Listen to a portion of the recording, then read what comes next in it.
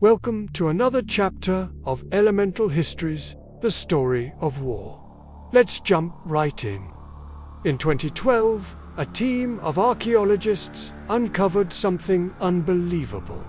A battlefield 10,000 years older than the pyramids. Bodies left unburied. Skulls crushed, hands bound. Men, women, and even children. This wasn't just murder. It wasn't a ritual. It was war. One of the oldest ever recorded in the human story.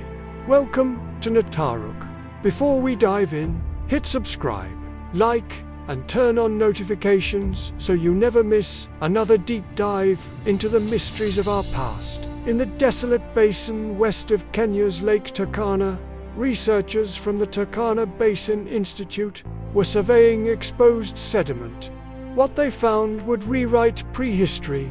27 human skeletons scattered across a dry lagoon shore.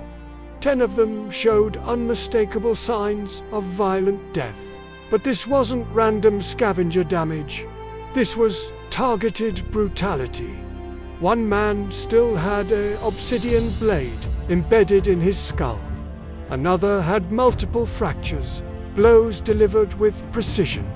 A woman, her wrists were bound. These were not burials. They were victims who fell where they were struck and were simply abandoned. To understand Nataruk, we need to travel back to the early Holocene, nearly 10,000 years before today. The world was warming. The Ice Age had ended. Grasslands spread across East Africa, nourishing wildlife and attracting small, mobile bands of hunter-gatherers. These people carried simple tools, obsidian blades, wooden clubs, and arrows tipped with sharpened stone. They lived in small groups of 20 to 30 people. No kings, no armies, no borders, so why did an entire group end up slaughtered? To answer that, archaeologists needed more than bones. They needed context. The Nataruk skeletons reveal something chilling. These were not surprise attacks or chance encounters. This was planned violence. Multiple attackers, coordinated blows, synchronized aggression. Evidence includes arrow wounds in ribs and skulls, kneecaps smashed to prevent escape, hands bound showing restraint before execution, and blunt force traumas consistent with clubs. We even see embedded projectiles still in the bones.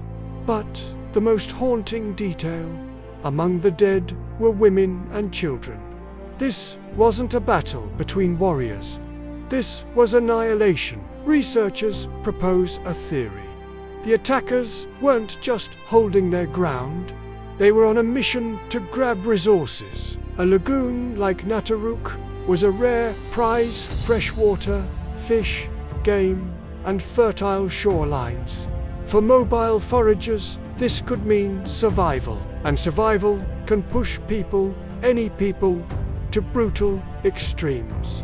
For decades, scholars debated whether early humans were peaceful or violent. Some argued that war only began with farming societies, when land, crops, and property created competition.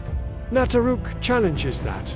This massacre occurred before agriculture, before villages, before social classes. These were foragers, just like our ancestors for hundreds of thousands of years. And yet, they fought not ritual skirmishes, not duels, but organized, lethal conflict. So what does that say about us? Are humans naturally violent? Or does violence emerge only when resources run low? Nataruk doesn't give simple answers. It gives evidence and forces us to confront the complexity of our own species.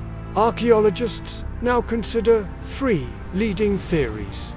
First, resource competition. A rival band may have wanted the lagoon, its water, its fish, and its seasonal abundance. Second, raiding for women. Many early societies abducted women to expand or replenish their population. The bound female skeleton certainly supports this idea.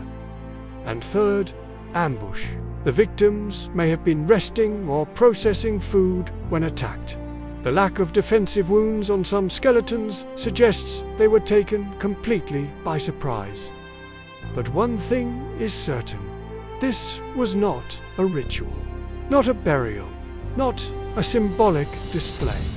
This was raw, unmediated, strategic conflict.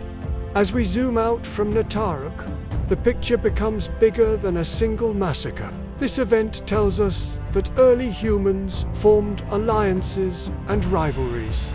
They valued resources that determined their very survival. They made moral choices, some compassionate, some ruthless. They were capable of incredible cooperation and capable of war. In other words, they were human. The people at Nataruk were not monsters, nor were they savages. They were us, driven by fear, opportunity, community, and instinct. Their story isn't just about the First War. It's a mirror. And what we see in that mirror depends on how we choose to understand the past and how we choose to shape the future. Standing on the shores of modern Lake Turkana, the wind howls across the desert, carrying echoes from 10,000 years ago. Echoes of a moment where humanity crossed a line and never went back.